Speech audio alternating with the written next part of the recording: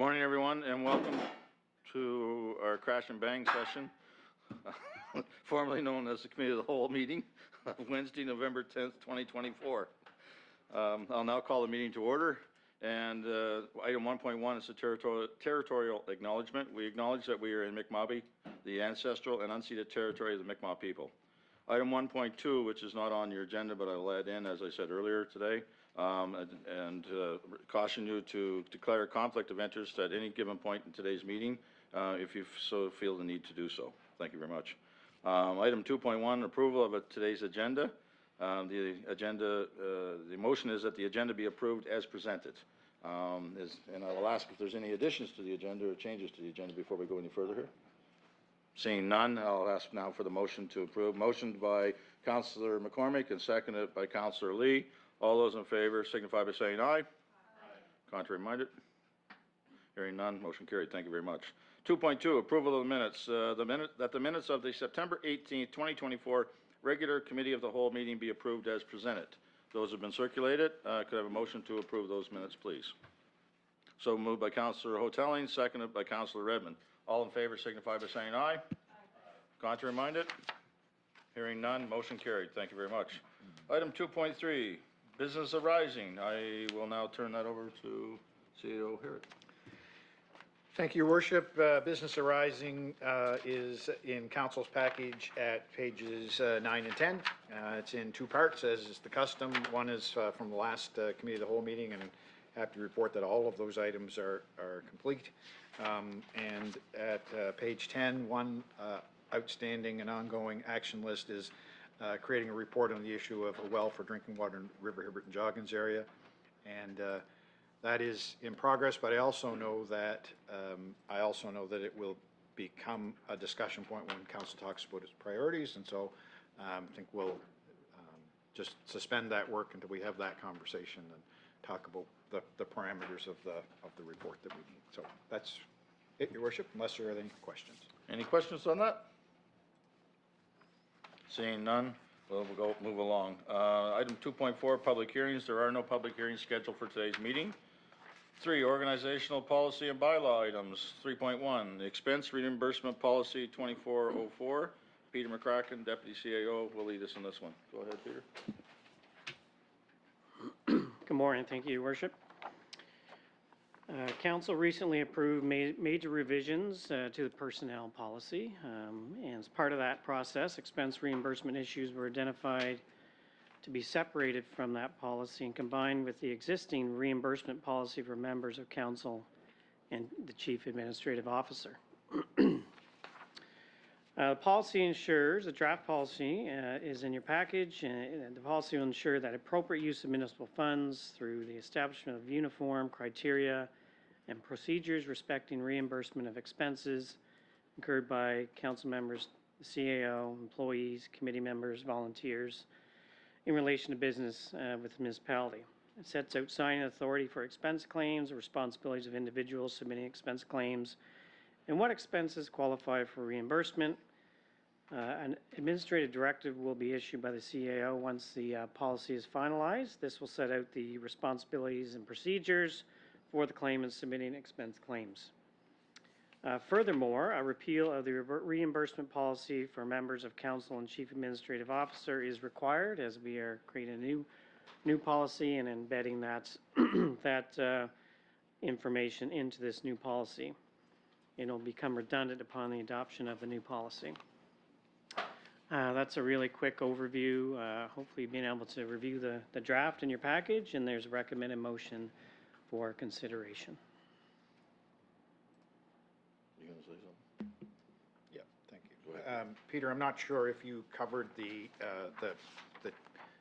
there's one basic change to the policy with the meal reimbursement. Yeah, Did you cover that? Yeah, I guess it's in the policy, and but I should probably highlight that. I mean, our common practice right now is to require receipts for meals and a lot of governments, I know other levels of government, some other municipalities and other organizations are going away from that, and you simply claim the per diem rate on your expense claim.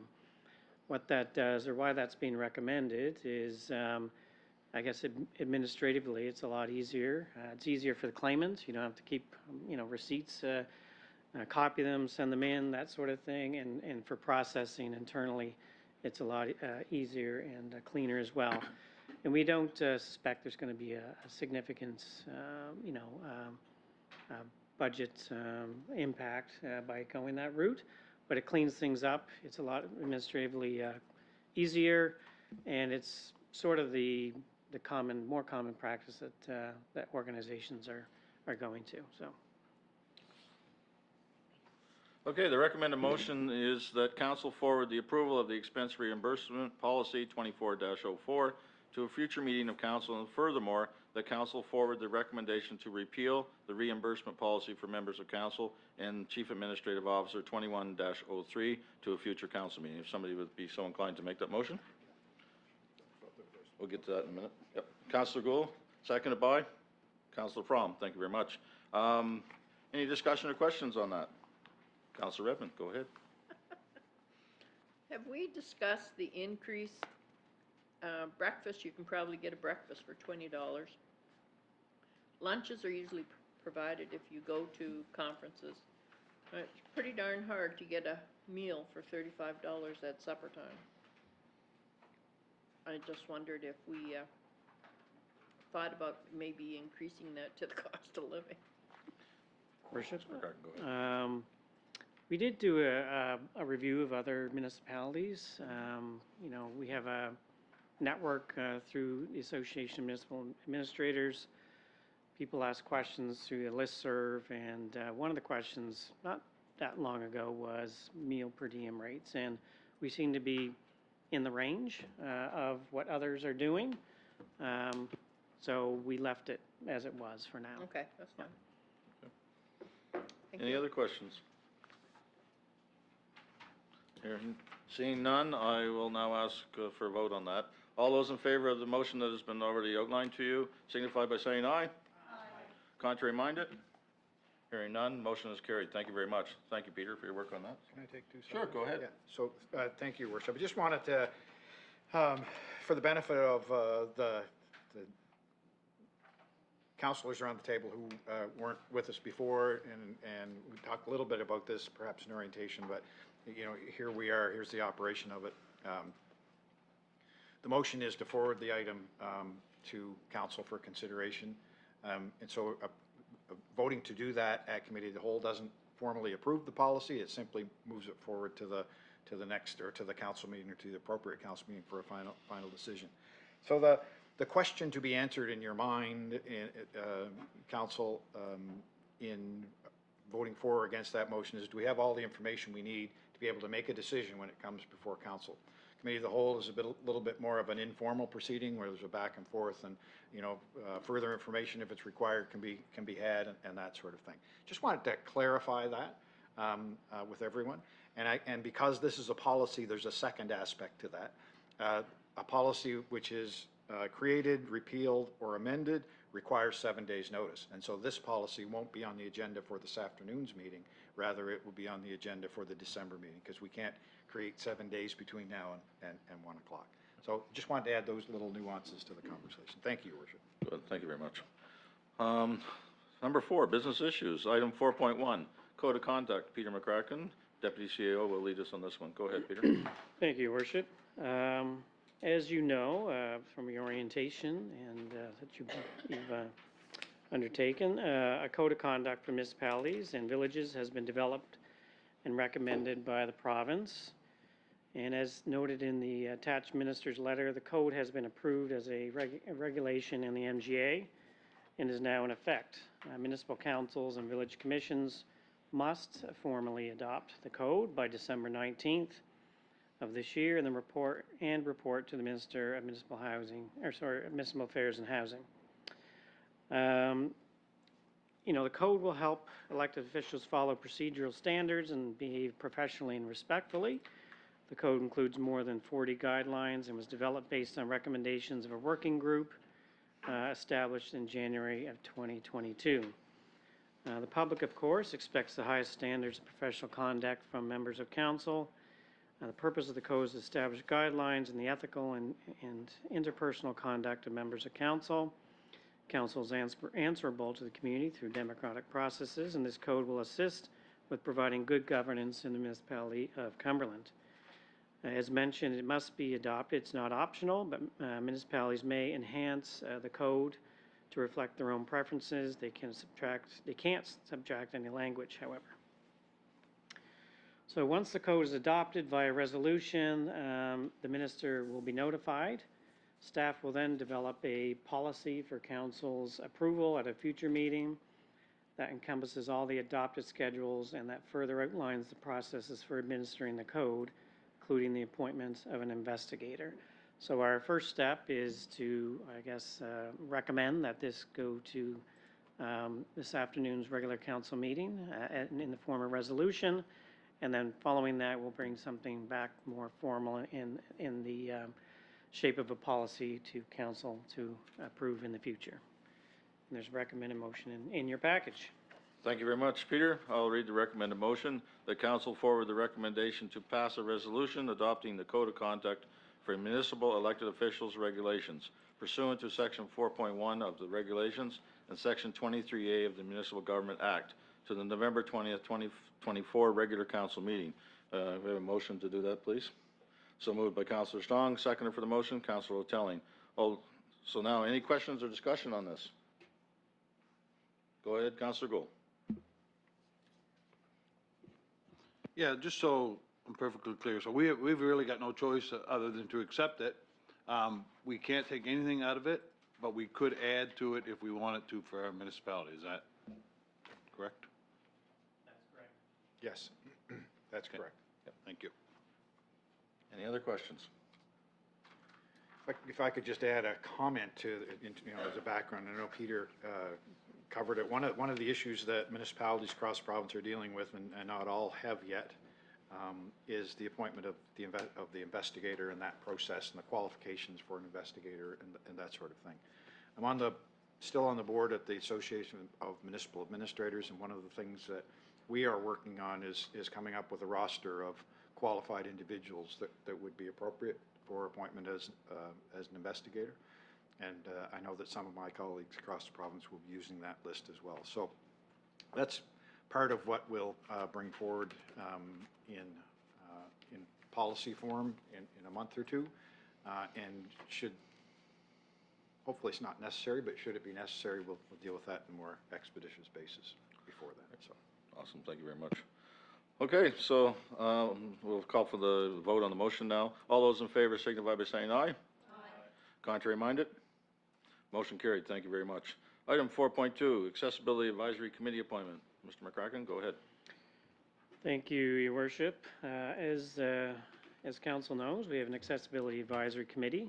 Its primary task is to develop and implement an accessibility plan, which is approved by council, and so it's really recommend advice to council on removing obstacles for people with disabilities in all our programs and services, and putting our ideas into action to make it more equitable for persons with disabilities throughout the county.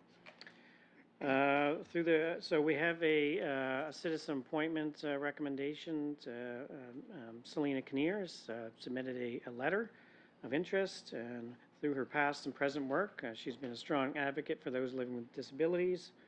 She believes strongly in their ability to access resources, programs, and amenities through our county, and by facing as few barriers as possible. She has a double major in psychology and women and gender studies. After graduating, she's worked with youth with different physical and cognitive abilities, and presently with the Nova Scotia Early Childhood Development Intervention Services. So we think her background and her experience make her a very good candidate for the appointment to the committee, and the appointment would be for 3 years. And there's a recommended motion in your package. Thank you very much, Peter. The recommended motion is that council forward the recommendation to appoint Selena Kinnear to the Accessibility Advisory Committee to the November 20th, 2024 regular council meeting. Could I have a motion to do that, please? So moved by Councillor Lee, seconded by Councillor McCormick. Any questions or any comments on this? I have one. I'd like to thank Selena for offering to do this and volunteering for this committee, and looking forward to seeing the work that the committee does. And again, thank you, Selena, for doing that. So, okay, call for the motion. Call for the vote, sorry. We got the motion already. Let's try the vote. All those in favor signify by saying aye. Aye. Contrary minded? Motion carried. Thank you very much. We'll move from the Peter McCracken Show to the Justin Walcrush Show very quickly. Item 4.3, Parsboro Wellfield Generator RFP Award. Mr. Walcrush, you have the floor. Thank you, Your Worship. As part of the 24-25 capital budget, a wellfield emergency generator was approved. The Parsboro water system connects to the Nova Scotia Power Utility grid in 3 places: the reservoir in Whitehall, the chlorination building at the Public Works Garage on Main Street, and at the wellfield where the pumps and some UV equipment is located. There's generator backup at the reservoir and at the chlorination building at the Public Works Garage currently, and this is the final piece of the puzzle to have the full system be on emergency backup. So pending a stable supply of fuel during power outages or other emergencies, we can continue to supply water throughout. An RFP was issued for the supply and installation of this generator. 1 bid was received. The costing was over what was approved in the capital budget.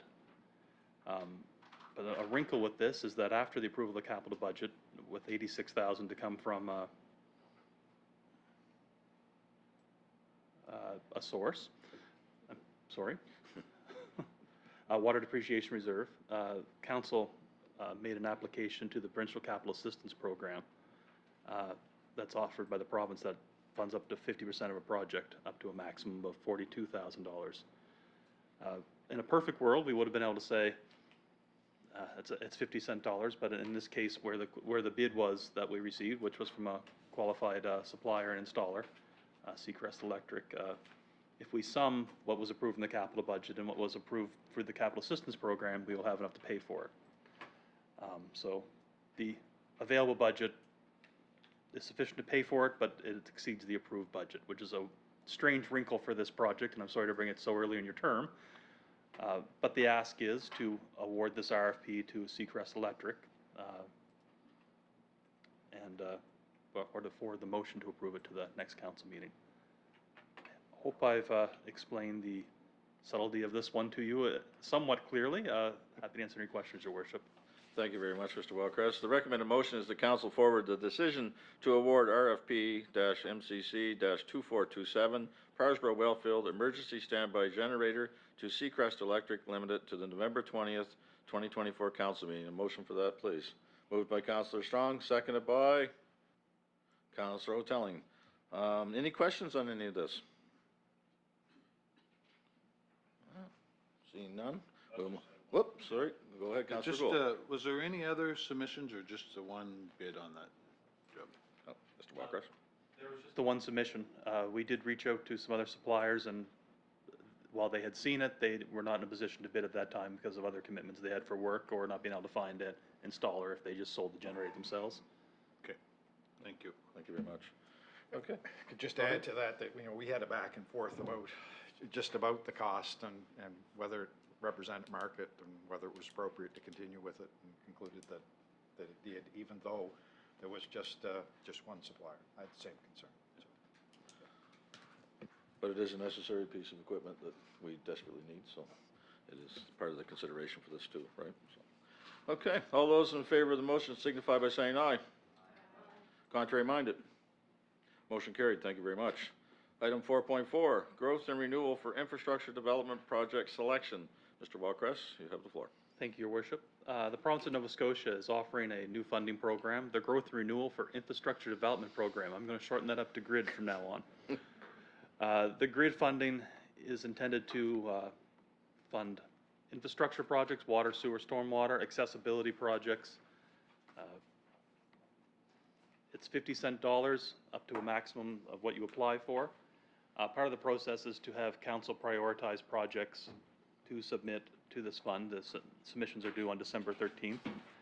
Staff are recommending Two projects that are already in our approved capital budget. One is the Spring Hill wastewater treatment plant screen equipment upgrade, and this upgrade will increase the Spring Hill wastewater treatment plant's capacity to screen incoming wastewater during rainfall events and spring snow melts and things like that. The plant gets inundated with water flow from the combined sewers where the storm and gets into the sanitary, and it results in discharging some wastewater directly to the environment. That's definitely a situation we want to minimize, and upgrading this screen equipment and installing a grit trap ahead of that will create additional capacity within the facility to limit the amount of bypass events we're having in a year. That project is gone through the procurement already to get detailed design work done, and that was looking to shape up to be finished in February of 2025 and then move into a procurement phase. So that aligns well with the timelines of this project. The budget for that was about 1.5 million in this capital budget.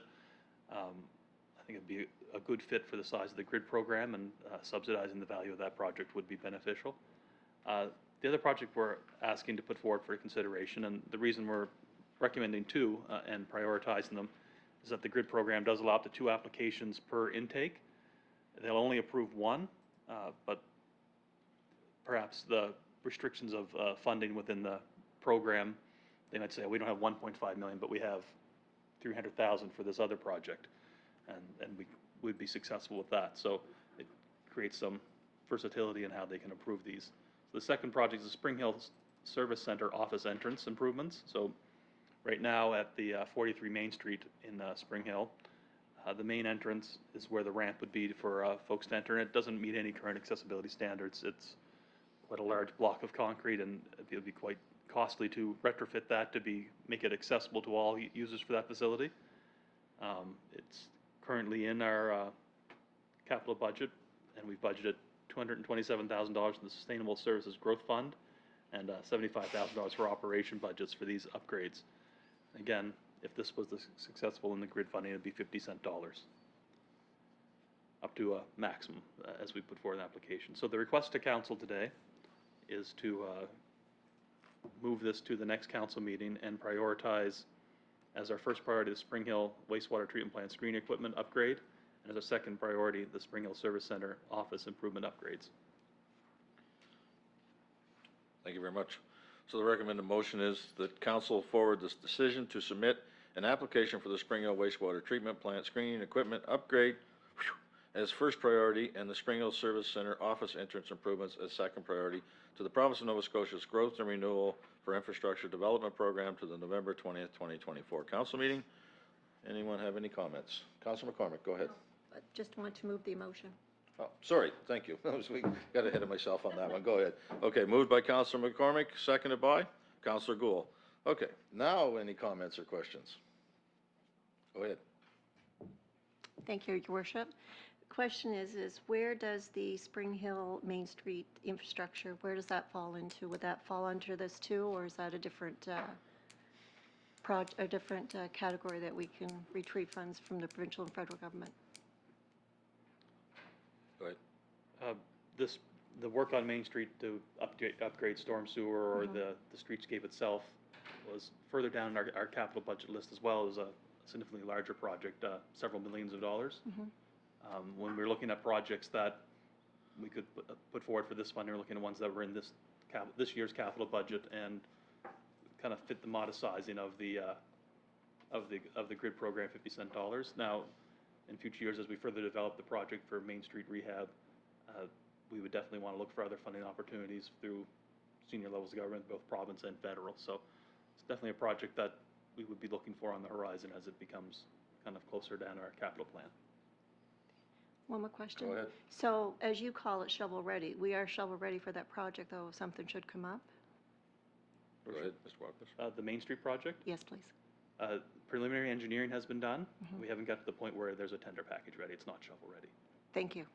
Thank you, If I could Worship. just add to, just add to that if I Yeah. could. So we did make a submission for that project in the last round of infrastructure funding. We were successful in receiving funding for the Junction Road project, but not for the Main Street project. I think the numbers that are a couple of years old are in the order of $3.8 million, I believe, for that project, so it's a significant one. These ones that are put forward in this program are already funded, and so we don't have that issue of having to seek other funding other than this to get them done, so. Thank you. Right. Counselor Gould? Thank you, Your Worship. Yeah, just a question on that entrance. So what exactly is wrong with the ramp? It doesn't meet the sloping, or is existing now? Go ahead, Mr. Chris. The existing ramp is too narrow, and the grade of it is too steep. Okay, great. Thank you. Yeah, and if I recall correctly, we had talked about this at least, 2 years ago? Yeah, so yes, Your Worship, there are I think, a couple $100,000 in the capital budget for that project. So it was, it was previously approved by council. We're at the point in the project where we'll, trying to find funding, trying to look at a preliminary design, that sort of thing. The other issue there is that it's not only the front of the building, but the staff entrance is just around the building to the left. We're trying to deal with the accessibility of that entrance as well, and so just trying to feel our way through the project and get it on the go. Thank you very much. Anyone else? Okay. You've heard the recommended motion. Now I'll call for the vote. All those in favor of the motion signify by saying aye. Aye. Contrary minded? Hearing none, motion is carried. Thank you very much. Thank you, Your Worship. Thank you, Mr. Walcross, for your work on this. 4.5, conference attendance, Councilor Hotelling. The floor is yours. Thank you, Your Worship. I would just like to submit a request to attend the FCM, which is the Federation of Canadian Municipalities Sustainable Communities Conference, being held in Fredericton from Tuesday, February 11th to Thursday, February 13th, 2025. FCM's Sustainable Communities Conference brings together municipal sustainability practitioners and local leaders from across the country to learn from each other and share actionable solutions toward a more resilient and sustainable future. So I believe I will learn best practices in local sustainability across the country, affordable housing and climate adaptation centered around reconciliation and anti-racism, equity, and inclusion topics, which I am very interested in all of those things. I wanted to make this request because according to our policy, I have to get council approval to attend this type of conference because it's not the annual conference. So the cost is there, and there is an allotment for accommodation and meals, although I do have people I could stay with in Fredericton, so I don't think that will be that high. And I also just wanted to add that considering we are looking at some renewable energy projects and that we are focused on DEI and anti-racism, that this would be a good learning experience, and I can report back to the council on what I learned there, as part of the policy is to do that as well. So, Thank you very Thank much. So the recommended motion is the council forward approval of the attendance of Councilor Hotelling at the SCM Sustainable Communities Conference being held February 2025 to the November 20th, 2024 council meeting. If somebody would like to make that motion. Moved by Councilor Lee, seconded by Councilor Redmond. And anyone have any questions for Councilor Hotelling about this on this item? Go ahead, Councilor Gould. Just a comment. I think this is a great opportunity, and I don't think we could send a better person to represent us and to ask lots of questions and bring back some good feedback. So I think it's a great idea.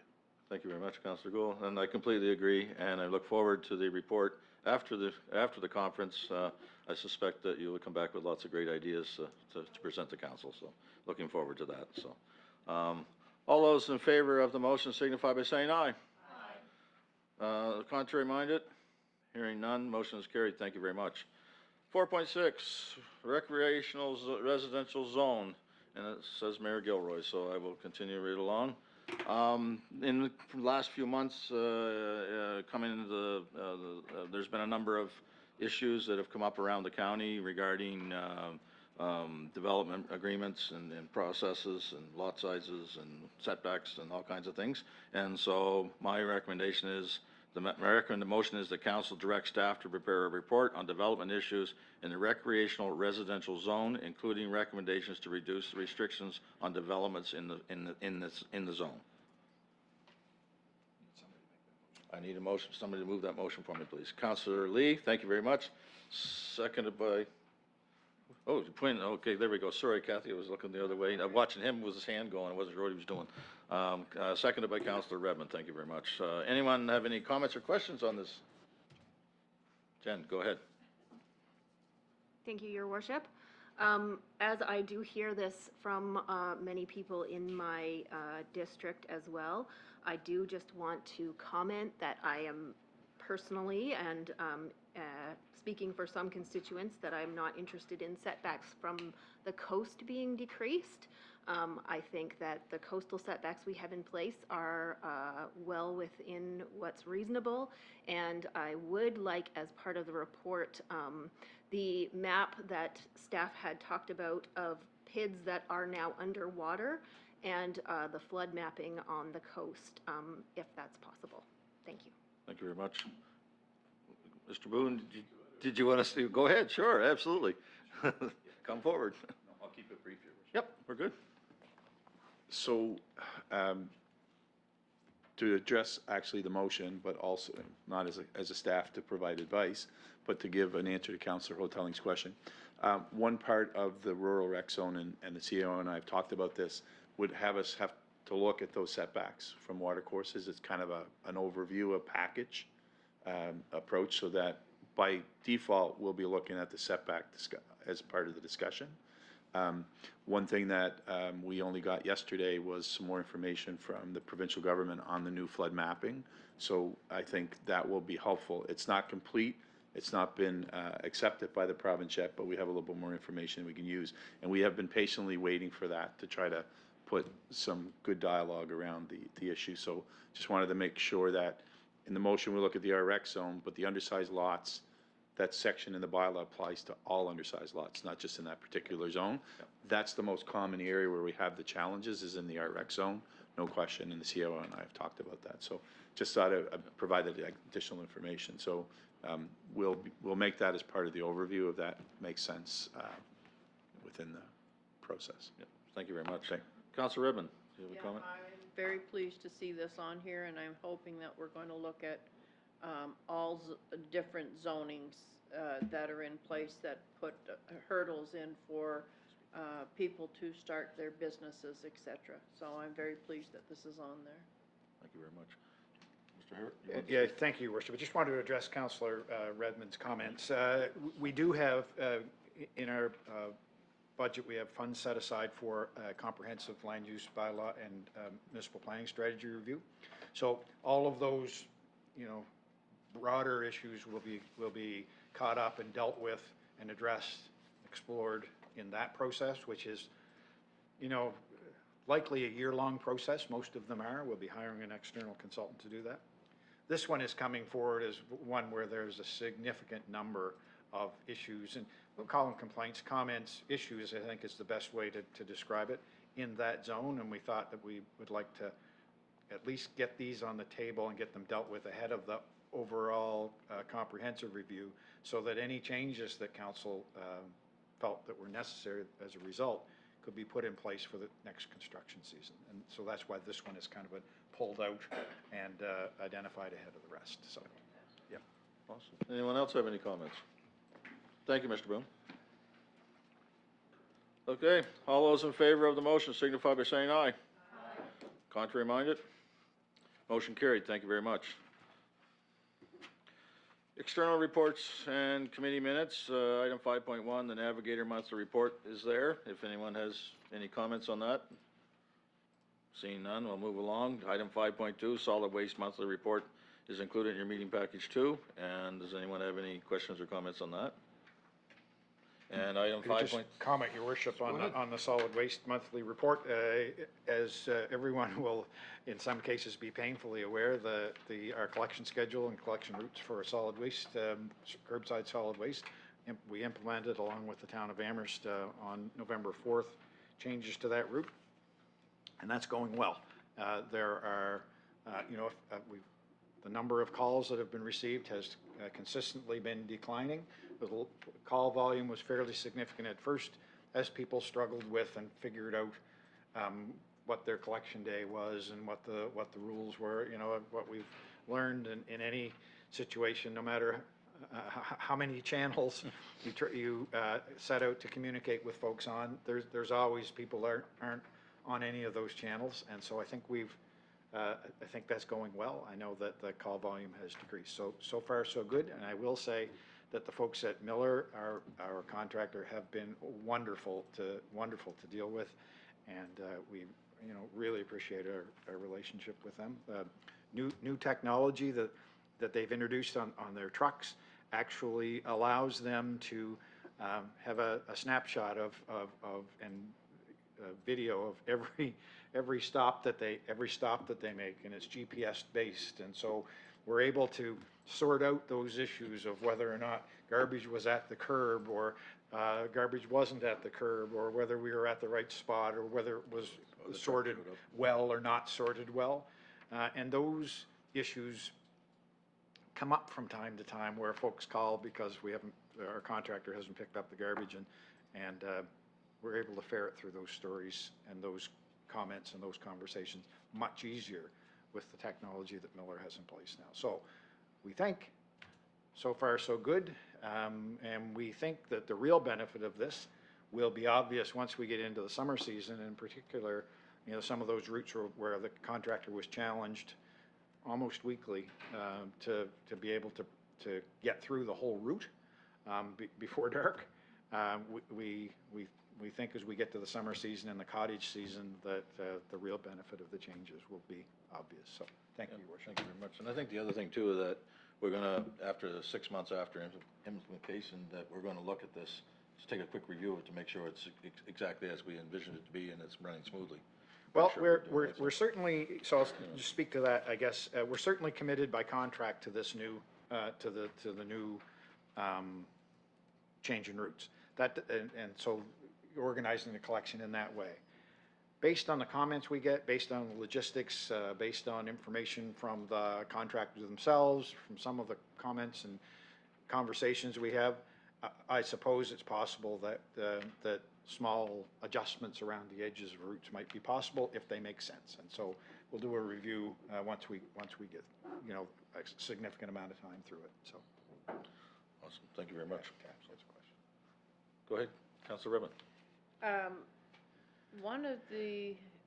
I got a lot of complaints, of course, because it was being picked up on a Friday in the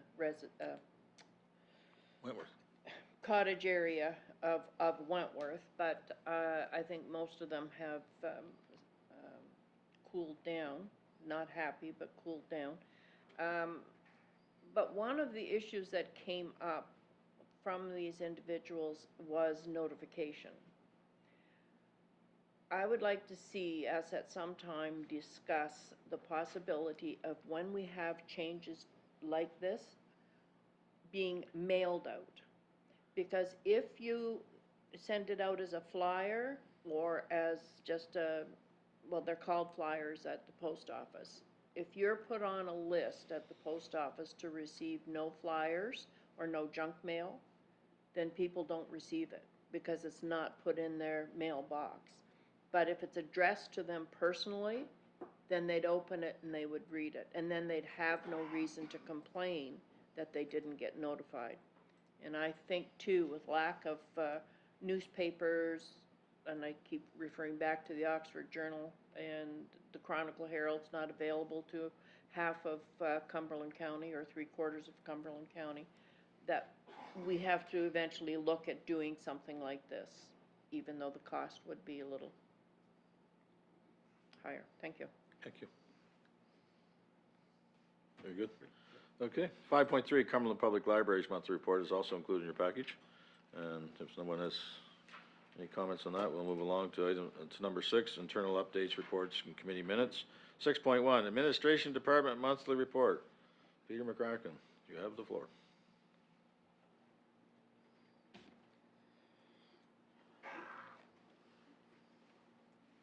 Thank you, Your Worship.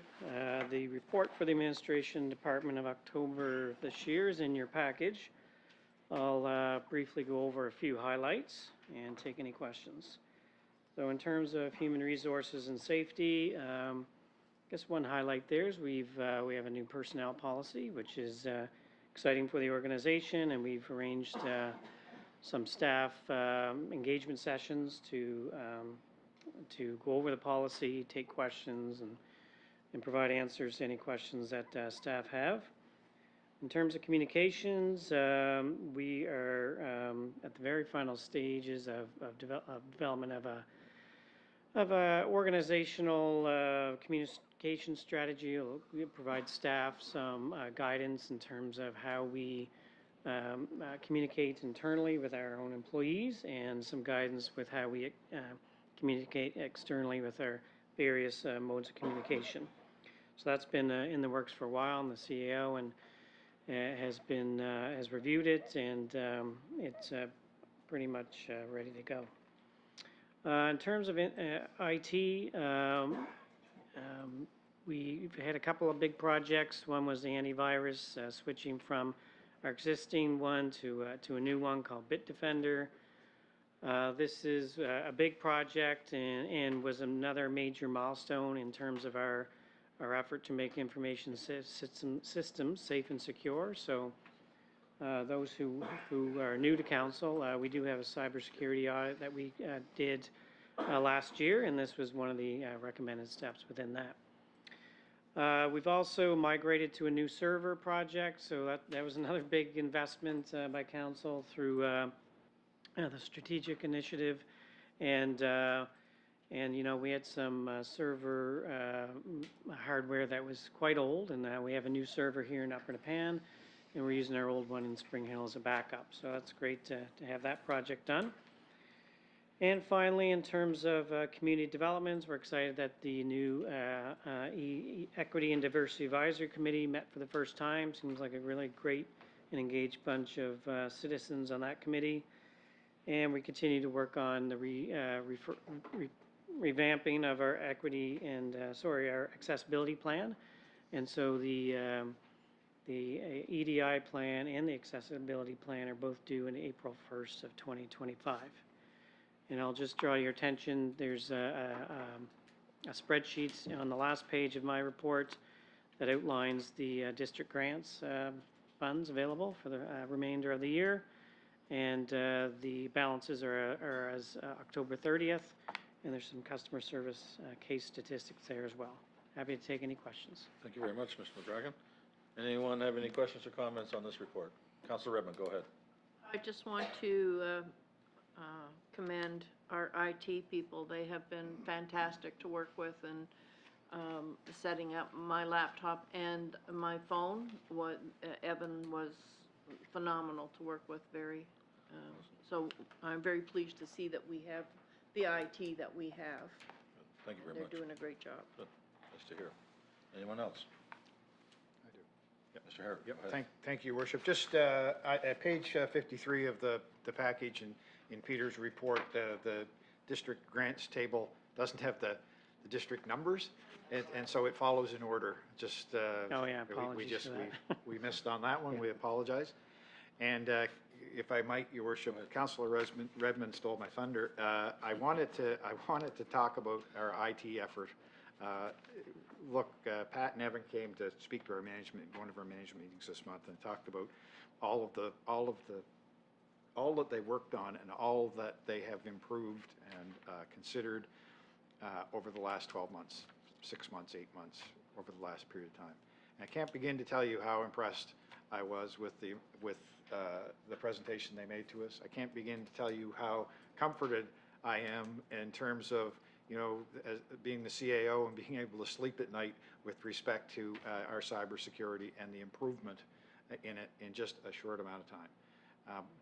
Both of those gentlemen are doing just a fabulous job. So we really, really appreciate it. Look, all staff make great contributions, and they're all doing a great job.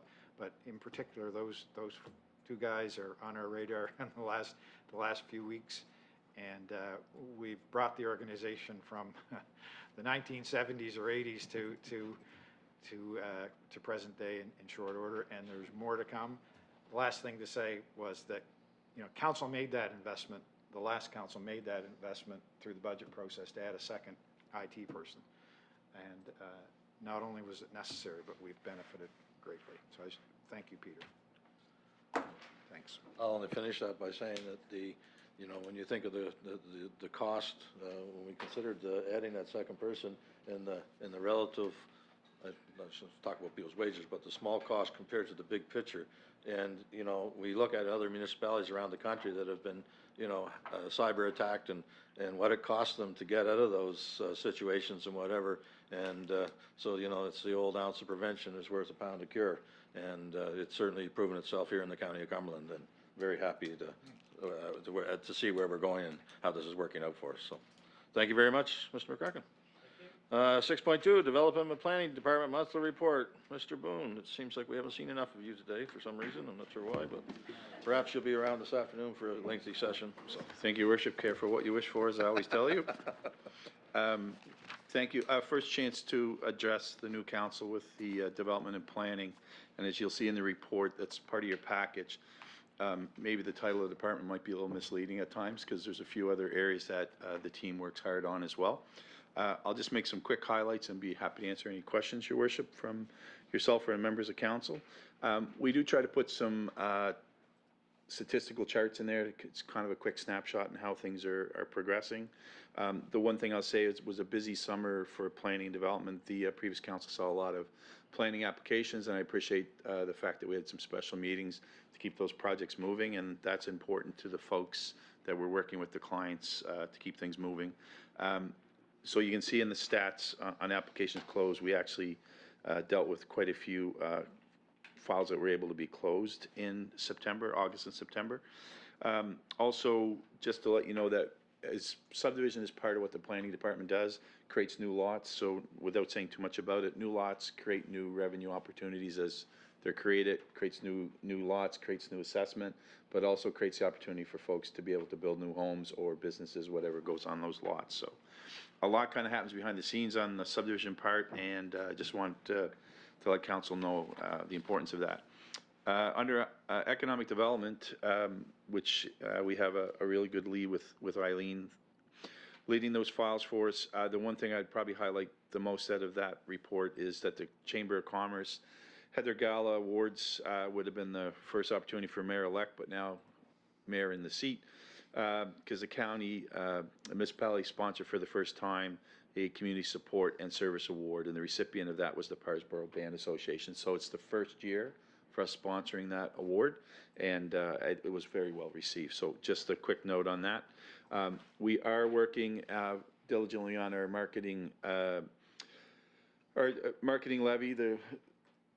The study behind that is really just to decide whether a marketing levy, which is more or less a resource to allow us to promote more tourism, that should come forward to council probably early in the new year. Climate change special projects, just a couple of quick notes. We have two projects under the low carbons community funding, which is provided by the province. First is our community energy and emissions plan that has completed its public engagement sessions. There was 2 public consultation sessions completed. One was held in Parrsboro, one in Pugwash. And we've had 2 very detailed conversations with the senior management group on the community energy plan. Looking to bring that forward to council for a presentation overview December, possibly, but more likely in January. And then the second part of some of the work is happening under the low carbons community program is the review for a potential utility scale solar program or project, and that actually has an open house tomorrow evening in Spring Hill, and that's from 6 to 8 p.m. at the community center. Just for the members that are new to council, we're looking at utility scale, so large, more or less solar farm project, and as part of that due diligence, you have to have an engagement session with the community. And because we have the land in Spring Hill, that's why it's being held in Spring Hill, because engagement has to happen more, Your Worship, to the folks that it would potentially be impacted by the actual physical project. So, but all councillors, I think, were invited and all are welcome. But it's really to engage with the community in and around Spring Hill. And just on waste management quickly, I know there's some talk about it earlier. A lot of the collection route mapping was done with our GIS folks working with the town of Amherst in cooperation. A lot of work done with Director Wildcrest's team, but also just wanted to note that Maggie Pitts, our GIS analyst, worked on that quite a bit, and I think we've had good success so far with the tools that are available to our collector and also to our team internally. And just finally, on permits and inspections, you'll see the charts there that we track each month, total permit count, and we look at dwellings and starts because it's important to see how things are happening as far as development goes with new homes. We are only one permit off where we were this time last year, so looking like potential for another record year on permitting and inspections. Just to put it in perspective, we have 773 total to this date, to this time, or end of the month for for October last year, and we're sitting at 772 this year, so really we're on par. Just quickly putting that perspective, when things really started to ramp up was 2020, and we've gone from almost, well, it's a little bit more than double the volume in permitting, which is good because we're seeing new homes, new businesses, expansions, and folks doing renovations. So it's positive to the revenue stream. From housing starts, we have 146 new housing starts year to date. This time last year, we were 151, so only off by 5, so pretty much on par. So Your Worship, be happy to answer any questions or clarify anything in the report. Thank you very much, Mr. Boone. Does anyone have any questions on this report? I'll just make one comment that go ahead. Somebody. Thank you, Go ahead, Your Councilor Worship. O'Sullivan. Just wondering if there was any, like, where the developments are happening in the county? Is it sort of everywhere, or is it certain areas of the county that are more developing quicker? Just quickly, Your Worship, we can probably get a little bit more information for Councillor Hotelling on that. The majority of the increased development we've seen happen more in the rural areas as opposed to our urban centers. So obviously a lot of construction in your district on the Gulf Shore and towards Wallace, Malagash areas, but also we've seen an increase in development in and around the Wentworth district as well. So a lot of folks coming to get that opportunity to have larger lots in rural areas where they have access to some of the recreational and natural, I guess, features we have. And obviously the attraction to being on the shoreline or views of the ocean is probably the area we've seen the most development. We are starting to track and see a little bit more interest in doing residential developments, but multi-res more in Spring Hill, but there's been interest in Parsboro and conversations in Pugwash as well. So, yeah. Thank you. So, thank you, Your Worship. Maybe in next month's report, we could get a table by district of frequency and value for building permits? Yep. Yeah, thanks. A couple of comments I'd like to note. I was at the border entrance this past few days, and I'd like to make note of the improvements that you've done over there over the course of the summer. They certainly look great, and thank you for that work. Looks really good, so. You're welcome. Just remember that conversation come budget time. The other thing I might say too is that the actual building permits, as in new construction, perhaps might be relative to the availability of contractors, given what's going on around the county right now. I mean, if you call a contractor to build a house, the first question is, how long are you prepared to wait? So that's probably part of the issue there. The rest of it is, even though the rest of the numbers are absolutely very encouraging and very strong, and they look like with the declining interest rates in the new year, that those will probably get even stronger again next year. So thank you for that. Thank you very much, Mr. Boone. 6.3, Finance Department Monthly Report. Director Amy Hurdle, the floor is now yours. That's Thank you, Your Worship. In terms of the Finance Department, we've been busy. We're finalizing the quarterly statements for the first 2 quarters of 24-25, so that would be to the end of September. We're very, very close to that, so we'll be calling an audit committee meeting soon. The Pugwash Service Center was opened at the Pugwash Library on September 18th, 2024. So that's exciting. We're open Wednesdays and Thursdays from 8 to 5 there. Future looking in terms of financial, we're coming into budget season, so you'll be hearing a lot from me in January and February likely around budget and where we're going for next year. In terms of property taxes, you will notice this month, which is very exciting because we've been focusing on it, that the receivables are down about $500,000. So we were able to get our preliminary tax notices out much earlier this year, which has led to better collection rate, which is great. We did have a tax sale on October 22nd, 3 days after you all were elected, which probably wasn't ideal timing. But that was a very successful tax sale. We sold quite a few properties. The next tax sale, typically we do them in October and March, but we're going to have one in January 14th, for a couple properties. And that is my report, unless there are any questions. Anyone have any questions on this? Jen, Councilor Hotelling, go ahead. Sorry, I've got lots to say today, I guess. I just wondered if there would be a way to maybe advertise a bit more about the Pugwash Service Center, because I don't think she's seeing very many people. And I know we did put it out on social media, but maybe we could do it again just to, and I've been telling as many people as I can. I think it's a really good service, but I think she's lonely. I would agree with that. We'll look into some other options. Thank you. Go ahead. Two things. Thank you, Your Worship. We recognize, thank you for those comments about the Pugwash Service Center kiosk, I guess we're calling it. But I think it's a cultural thing too. So you think about Spring Hill and Parsboro and there being, former town offices and folks being used to going there, and this is a brand new thing in Pugwash. And so we'll make more efforts to make it well known. But I think it takes time in some cases. Sometimes even takes a full cycle of getting tax bills and getting water bills and saying, oh, do I pay this online or I can just run down the street and pay it. So I think there's that. I just wanted to make a comment on the fact in Amy's report that we're having a special tax sale on, what's the date, Amy? January 14th. January 14th. And that's outside the norm, and there's a reason for that, and I want to publicize the reason for that because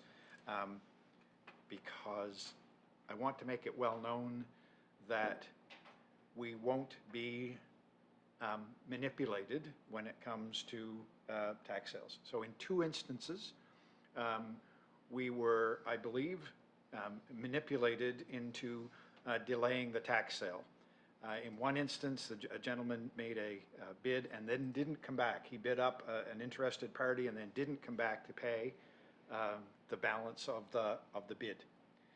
I believe that, or we have reason to believe, that if that was simply to delay the tax sale process by 6 months so that that gentleman would continue to have use of a particular part of that property. So I'm here to say that we won't stand for that, and that's why we're having a special tax sale. In another instance, the account was paid, ostensibly at least, in full prior to the day of the tax sale, and that check turned out to be dishonored and was not able to be negotiated. And I believe in that case as well that we were manipulated. We have sought some other avenues in that case because I believe there may have been some criminality there, and we'll see how that goes.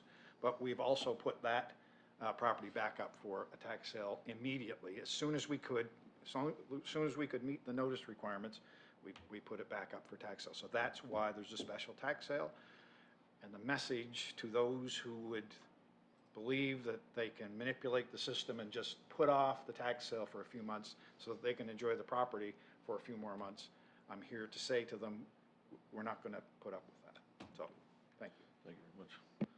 Thank you. One quick point to Amy, for the new councilors that are here, and you're looking at the property tax section of this report where it outlines 1 year, 2 year, 3 year, 4 years and older and whatever, and I'm sure you're sitting here wondering how does this happen, and how do we get to this spot? If you could enlighten the new members of council, the older members are aware, but the new members of council, how we get to this place, time-wise. Sure. So it is outlined in the MGA that after a year of arrears, you can take it to tax sale. After 3 years, you have to take it to tax sale. You will notice that we have some that are 4 years and older. So most of those 2 years plus, we've gotten to the point where basically after the year of arrears, we're taking them to tax sale almost immediately. But most of those 2 years plus are what we call issue accounts. So they're accounts where we've done the title search and the lawyers have come back and said you need to do a survey. Or there's an issue with the ownership on these accounts and you need to dig into it one way or another. So we have quite a few of those, be it from the amalgamation with Spring Hill, the amalgamation with Parsboro, the rural nature of our municipality makes it hard sometimes to know exactly where property lines are and whatnot. So those are a priority, and as staff has time and resources, we are digging into those, and we're hoping to get those dealt with. I am hoping in January to bring a list to start with of ones we know should be written off, whether they're duplicate accounts or whatnot. So I will be bringing information soon on some of that, but most of those are accounts we need to spend significant time digging into, and that's why they haven't gone to tax sale, because the lawyers have said you can't until you get some of these issues worked out. So Good. Does that answer? That does. Thank you very much, yes. Go ahead, Councillor Gould.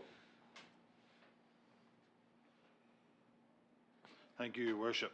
Just a question on the, I guess the checks that are NSF at the last minute. Is there something that we could put in, say, 7 days prior to a sale that would have to be cash or certified check or to cover for something like that? Yeah, thank you, thank you, Your Worship. Councillor Gould, in most, so we're looking at what other municipalities do in terms of their, the tax sale and in terms of the types of payments that we accept leading up to the tax sale. In lots of cases, these are business people, and in lots of cases, they're residents, and we've traditionally accepted just plain old checks rather than just certified checks or cash or a transfer, or a money order, or a bank draft, those sorts of secure kind of payments. So we're looking at that. What I can tell you is with respect to both of these accounts that we've got backup for tax sale, is that those individuals who either didn't come back with payment, didn't come back with payment, or gave us a bad check, is we will definitely, if those folks attempt to pay again or bid again, we will certainly use our experience and say, no, we want cash or a certified check from those individuals. We don't want to sour the whole tax sale process by making it too restrictive, and so there's a little bit of a dance that we need to do there to make sure we get it right. So it's definitely on our radar. Yeah. Definitely. No, just, I mean, no pun intended, but it's taxing on the staff to have to redo this work again and put it back up, so. Yeah, exactly. Look, it is. We've had a lot of success with tax sales. We've had a lot of them. We've had, there's been a heightened interest in tax sales because of, the development pressures that we face and more people around and that sort of thing. So we don't want to discourage that, but we also need to make sure that we put the checks and balances in place, so. Very much so. Councillor McCormick, go ahead. Thank you, Your Worship. Just one suggestion. I've done this quite a bit for clients when I used to work for a certain institution, and that a lot of my clients would go to auctions all over the country. Anyway, what they would ask from me and from the institution was a letter indicating that X amount of funds were available, because this was before the time that you could actually go on and check balances, and we would say that this client has X amount of dollars, and they would present that to the auctioneer at the time. Just a suggestion, Your Worship. Proof of funds. Yeah, good. Thank you very much. Thank you. I will say, I don't have the numbers right here in front of me, from 2020, but the property taxes, rears grand total, as it sits today, is considerably lower. I know it is, I'm just not quite sure by how much, than it was, when we started in 2020. And I'd like to commend the finance department for the great work that they're doing. The difference in, Amy, since your arrival has been so obvious, it's not even funny, really. Thank you so much for everything you do, so. Thank you. Go ahead. Awesome. What's that? It's gonna, it's close to that, I was guessing, so yes, thank you. Thank you very much. 6.4, Protective Services Department Monthly Report. Director Cole, you have the floor.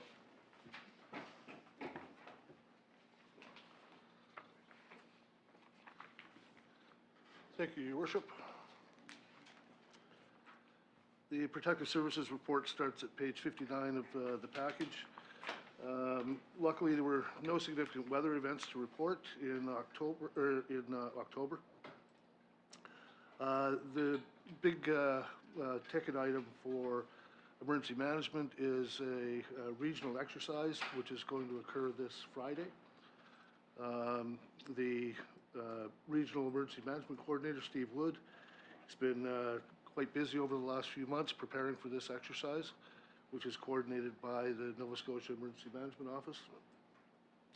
As I say, that'll occur on Friday.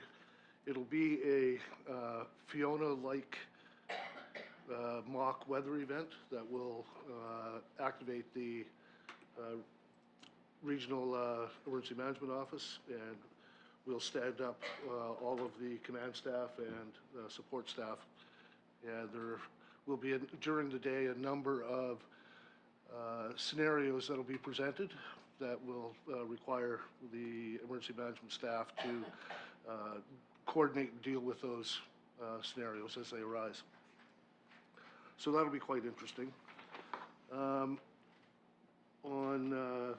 fire services, there was a local assistant to the fire marshal course, which was quite well attended by, in total 38 firefighters attended that course. The call-out numbers were down slightly. For the new counselors, here, what I typically do is I take out the mutual aid calls from the statistics for a number of reasons, and then highlight the main areas, which are always medical and motor vehicle. Typically, those two types of call-outs account for 60 to 70% of the monthly calls by department. So the percentages in the first column, or the first table on page 60, they don't equal 100, in case anyone was adding those up. The busiest departments are Parsboro, Spring Hill, and Pugwash. There was a statistical increase for Advocate last month, where they had 9 medical calls in that month, which was quite a large increase for that department. In bylaw,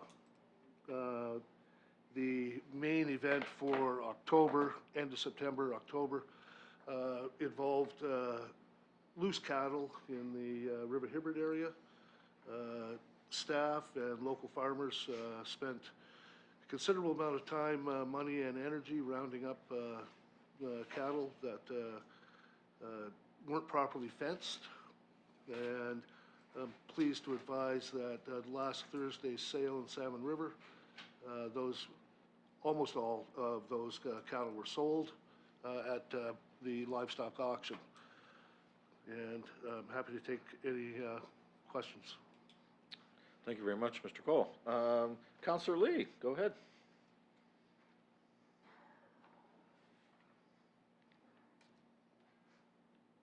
Just curious as to what is left, if any, cattle down in Menuti. There are 3 feral calves that we have been unable to round up. and that's just where it is for now. Is there still efforts being made to kind of round those guys up, or what are we looking at? Yes, well, what we did was we built a temporary corral and baited it with good hay, calf grower, carrots, and the cattle had gone in a couple of times, but we weren't able to get the gate closed. And now, my understanding is for the last week or so, they haven't been near it. They've moved down the hill further. And so we're in a bit of a quandary what to do with those last three. We do have a couple of options under the livestock control bylaw. But we'll deal with those shortly.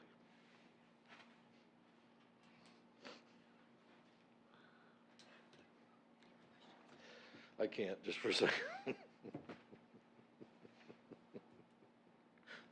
No, I'm not saying it. Anyone else have any comments on this? Go ahead, Counselor Strong. How do you gather your data for your calls? How do you get it? We get a monthly report from Valley Dispatch. It does come through Valley Dispatch. Okay, thank you. Thank you very much. Okay, so now we'll move along to the next report. Public Works Department monthly report. Justin Wildcrest, go ahead, the floor is yours. Thank you, Your Worship. My reports, I tend to highlight a couple capital projects or initiatives the department's taken, and then provide you with some bullet points of some of the less typical routine work the Public Works groups get up to in Parsboro, Spring Hill, and Upper Nepean. One of the things that was implemented at our Pugwash transfer station was changing the way we accept construction demolition debris. Changes made to the regulation by Nova Scotia Environment and Climate Change required that we make changes to the site. And what was put forward by us and accepted by the department was to have dumpsters placed on site that seal and have a lid on so that no rain or water can get in and create leachate as it drips through. Previously, folks would just deposit the material directly on the ground and be on their way. And now they have to directly place the material from their vehicle. They bring it into the dumpster. This has been so far a success.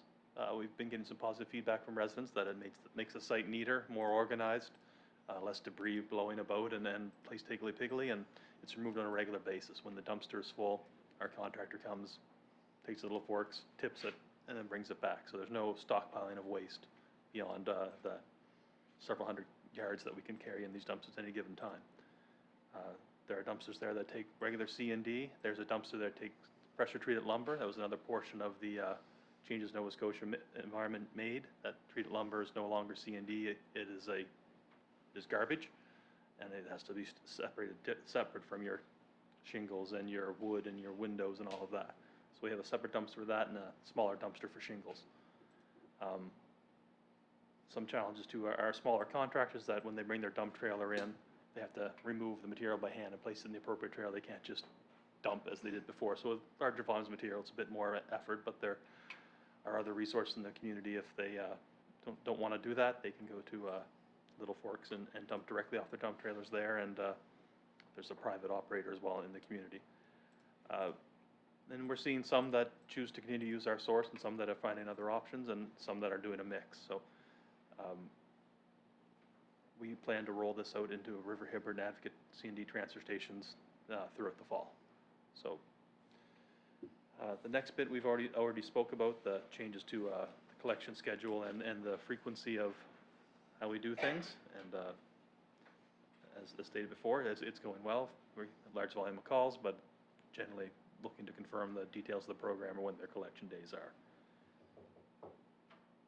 And the last one was a capital project that kind of had been started and drug on and it's finally been completed, and that's access systems at our water treatment plant in Spring Hill.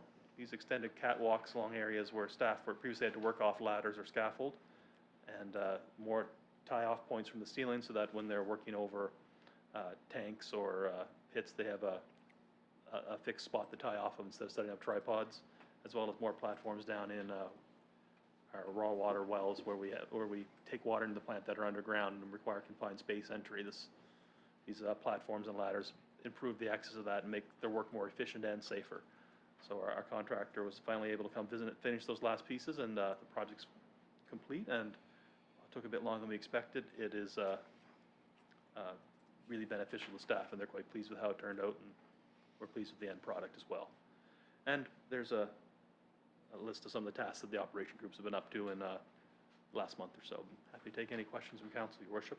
Thank you very much, Mr. Wilcross. Anyone, Councillor Hoteling, go ahead. I do have a few questions around the garbage pickup. I'm just a little confused. Do we pick up hot water tanks and stoves if somebody puts them out on the road on garbage day or anytime? Your Worship. Go ahead. Metals and white goods aren't taken as bulky items during the regular pickup days. During the annual bulky item pickup, folks can put a pile of metals out during that event only. Our bulky items would be things like a sofa or a mattress or something to that effect, but electronics and metal goods don't get taken as a bulky item on the regular collection days. Okay, thank you. And so where can people take those? Just to Little Forks is the only option? I believe the private operator will accept some metals.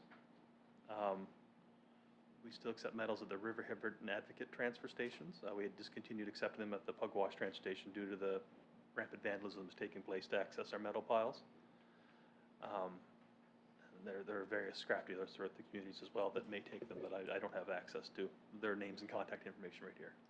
And will the other transfer stations have another shipping container for metals at theirs? Because that could come back to Pugwash if we had a locked shipping container.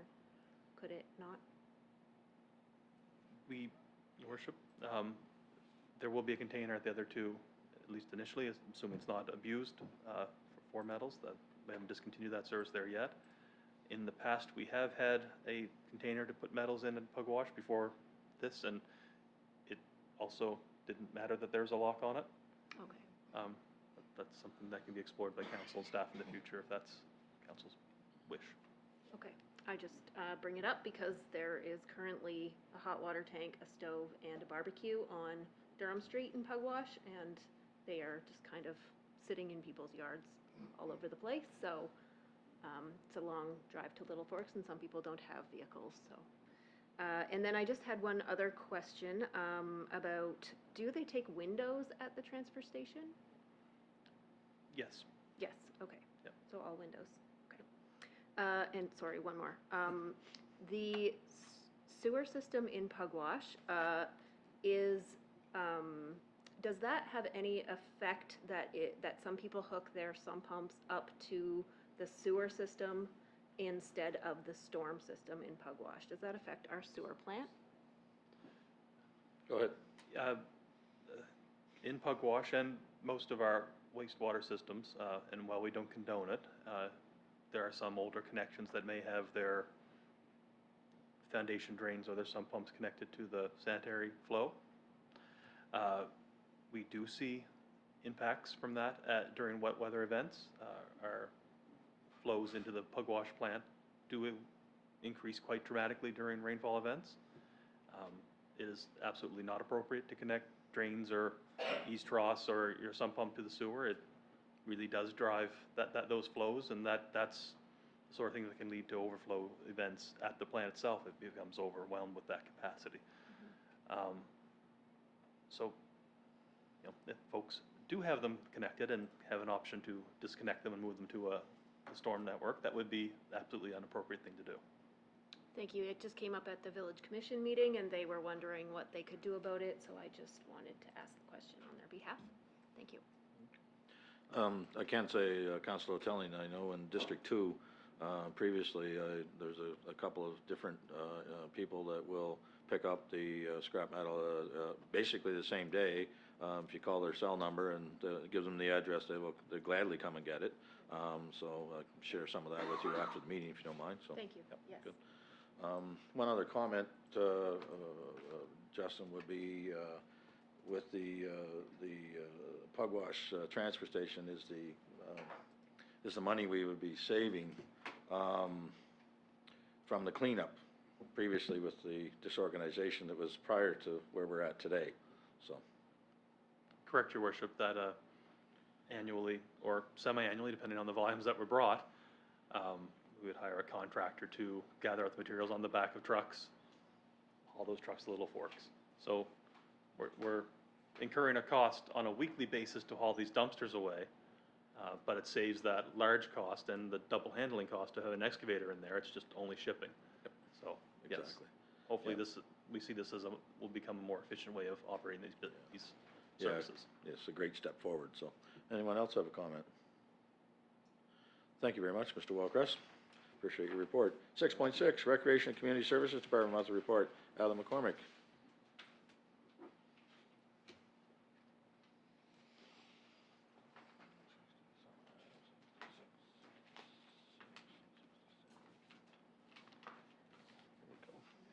Thank you, Your Worship. Included in your council package, you'll find the monthly report for the Recreation and Community Services Department, and I'll quickly just highlight a few items from this month. We have a number of exciting Christmas events coming up, including our Christmas Craft Fair on November 23rd, our Seniors Christmas Dinner on December 12th, and we do have a full list of parades that are taking place throughout the county. And our staff have been busy putting the final touches on our float, and we've registered in all 8 parades. So all of the parades around the community will see our float, and so the first parade begins this weekend in Amherst at 6 p.m. and the last parade is December 14th at 7 p.m. So we have a busy float parade schedule ahead of us, but it's an exciting thing, and I know everyone appreciates being a part of it. The second thing I'll highlight, since the closure of the campground, we've been busy undertaking a lot of capital work there. We have just completed phase 1 of phase 2 of the electrical upgrades, and so this upgrade will provide 30 amp hookup for all of our seasonal residents. We also are we have installed electrical hookups for 7 tenting sites and 4 RV sites. So it's really nice for us to be able to kind of modernize those elements of the campground. Just last week, the rec hall has been completely torn down, so that is a wonderful feeling. I drove down there and watched the whole thing. It was very. It felt great. What's that? I'd have gone too if I'd known it was going on. Yeah, we didn't want to too widely publicize it because we know how much folks wanted it gone. So, anyways, we're really happy to see the movement on there, and the screw piles were installed in the new rec hall 2 weeks ago, I believe, and the contractors are going to be working on that project throughout the winter in hopes of having it ready for the new camping season. So we're really excited to see the faces of our seasonal campers as they come in the campground, and any of our returning transient campers that come as well. So a lot of exciting stuff. And I'll share some photos with you all about the rec hall next month. One final thing, I do just want to mention tomorrow's upcoming Parsboro Library public meeting that's taking place at 3 p.m. at the Legion. And really the purpose of this meeting is just to gather feedback from the residents in the community regarding the needs for a library in Parsboro. And this isn't the only way that we're gathering information from the public. We've had a survey available now that we've been promoting for about a month. And we, as of yesterday, we received 235 respondents, which is excellent especially for community, targeting a community of that size. And we've also conducted 17 stakeholder interviews as well. And so again, this public meeting tomorrow, we wanted to provide residents with another opportunity to share their feedback, hear what we've heard so far, and again, just give them another opportunity. So yeah, just, we'll be down there tomorrow. We've invited council and, for this event, and, anybody that's able to make it, we hope to see you there. And I'm happy to answer any questions. Thank you very much, Ally. Anyone have any questions on this? Sure. It's from 7 to 9 p.m. Okay, perfect. Yeah. Yeah. That's, Did I? yes. Yeah. I just put a question mark for 3 because I had it penciled in my schedule for 7, I so. said 3. No, it's 7. Okay, Okay, good. I'm just adding more confusion, all right? It's at the Legion, not the Fire Hall. It's 7 p.m., not 3 p.m. Okay, good. Oh, I Well, don't know why I did that. For the first time you. ever, I actually had it right in my schedule, so. Okay, good, thank you very much. I'll just make a quick comment about a couple of quick comments, the Glooscap Campground. You know, we committed to that, the former counselor, from the last group, we committed to that in 2020 to keeping that and improving it and doing whatever with it we could with it to make it a better facility. And it's, you know, the work you guys have done is tremendous there, Ally, you, the staff, and the people that work daily at the campground and throughout the season. Nothing but positive feedback, and you know, the fact that you're now going to get the building done is amazing. And it just, every time I drive by there or go there for a visit, I think, wow, am I ever glad we did this? You know, it just keeps getting better and better. So thank you very much for that. So, anyone else have any comments? One last one. I believe the Christmas dinner scheduled for the 12th of December in Parsboro. Traditionally, members of council have gone there to help serve. So if someone, pardon me? Okay, so Amanda will send out an invite for those that are able to attend. I know, Fred, you and I have gone, I think, every year, and maybe others too, I'm not sure. So, but anyway, it's a great event, lots of fun, lots of interesting conversation, and great food. So I highly recommend it. If you want to attend and help serve, we would certainly appreciate it. So thank you. Thank you very much. Thank you, Ally. Item number 7, information items. 7.1, contracts awarded by the CAO. Mr. Herrick, you have the floor. Thank you, Worship. We distributed this one-page document prior to the meeting. It's a summary of contracts that are awarded under my authority, under the CAO's authority in the procurement policy. Essentially, for those who are new, the policy gives my office the authority to award contracts at $250,000 and below, as long as they don't exceed budget by 10%. And so these are the items that have been awarded since the last council meeting: gravel pad for the Pugwash Transfer Station, water course assessment as part of the solar project, a Cape Door welcome and viewing shelter, and the aforementioned Glooscap campground electrical upgrade, totaling about $114,000. Happy to answer any questions that council might have. Thank you very much. Councilor Gould. Thank you, Worship. Yeah, just a quick question. I assume that these are somehow, you get more than one price, like you get 2 or 3 prices, or did you just award these? Yeah, great question. Thank you, Councilor Gould. We follow the same, depending on the dollar value, there are certain thresholds, but we follow the same process that we would for procurement for anything that we would provide to council if a tender is required. So if they're required to do a formal, if the project requires, because of the dollar value, a formal tender, some of these will be formal tenders. If it's an RFP with criteria other than just price, sometimes that's the case. And on some of the low value ones, it would just be 3 prices. So we followed exactly the same process. Some of the directors might think that I'm even pickier on these than I would be on the ones that are coming to council, because I require the director to prepare a memo indicating what the budget was and the process they followed, and quite often I have questions for them. So, all right. Yep. Anyone else? Well, seeing no further questions or comments, this brings us to the end of our agenda for this morning's meeting. And I would now ask for a motion to adjourn. So moved by Councillor Redmond. Seat number 4, for the first time in many years, has moved that we adjourn. We are now adjourned. Thank you very much.